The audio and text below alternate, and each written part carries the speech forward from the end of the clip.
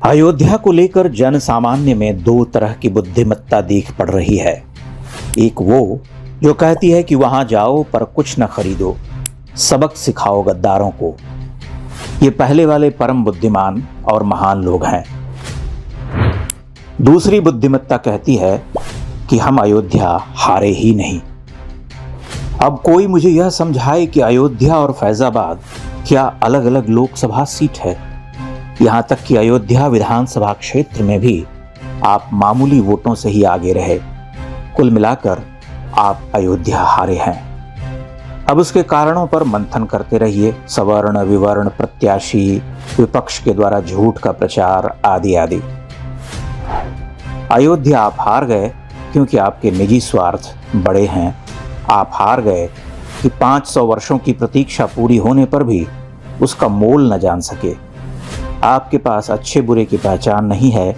आपके लिए राम मंदिर और अयोध्या नगरी के कायाकल्प का महत्व और दीर्घकालिक हितों पर दृष्टि रही होती तो प्रचंड विजय मिलती। अयोध्या की हार भारतीय समाज में व्याप्त विपन्न इतिहास बोध और शत्रुबोध का प्रमाण है। यह देश युगों युगों से ऐसा ही व्यवहार करता रहा है। हिंदू धर्म की आंतरिक भित्ति ही ऐसी है। उसे लचीलापन कहिए, जात पात का संघर्ष कहिए, कृतज्ञता का अभाव कहिए, अपने नायक को न चिन्ह पाने की भूल कहिए, राजनीतिक विफलता कहिए, किंतु इन सब बातों से सत्य नहीं बदल जाता। सत्य यह है कि अयोध्या में नतशीश पराजित हो गए। अयोध्या का चुनाव कितना सांकेतिक था, परंतु हमारे लिए वह स्थूल, क्षुद्र लोभ और बृहत्तर परिदृश्य को निरस्त कर तात्कालिकता का चुनाव हो गया। हम कहते हैं कि अयोध्या से किसी भी व्यक्ति को जीत जाना था। वहां व्यक्ति महत्वपूर्ण ही नहीं था, परंतु वहां से हार मिली। लोगों ने अपना रोष जताने के लिए अयोध्या का चुनाव किया। हतभाग्य हिंदू। कुछ बड़े लोगों को हमारी बात बेकार लग सकती है, पर हम तो ऐसा ही सोचते हैं। इतना तय है कि भारतीय समाज में जाति की प्रचंड जकड़बंदी है। छोटे से छोटे स्वार्थ भी भयंकर हैं। सामान्य जनों में अविश्वास है और उस अविश्वास को जन्म देने वाली, उसे पालने पोसने वाली संस्कृति का नाम है कांग्रेस। कांग्रेस भारतीय समाज का विकट शत्रु है।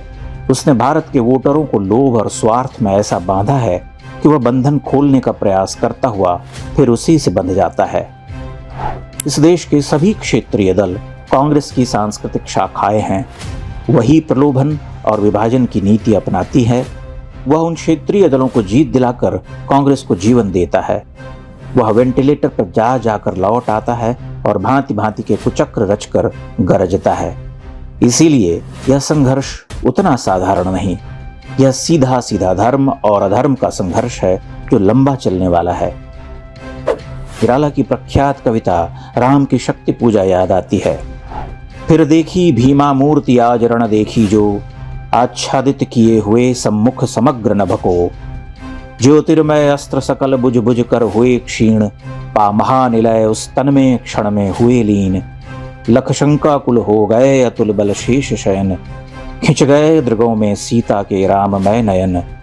फिर सुना हंस रहा अट्टहास रावण खल खल, भावित नयनों से सजल गिरे दो मुक्तादल। विद्वान लोग हंस सकते हैं। हम राम रावण युद्ध का प्रसंग लेकर आ गए, किंतु हर युग में राम रावण युद्ध होता है। राम स्वयं नहीं होते तो भी धर्म अधर्म के रूप में उनके ही प्रतिनिधि होते हैं।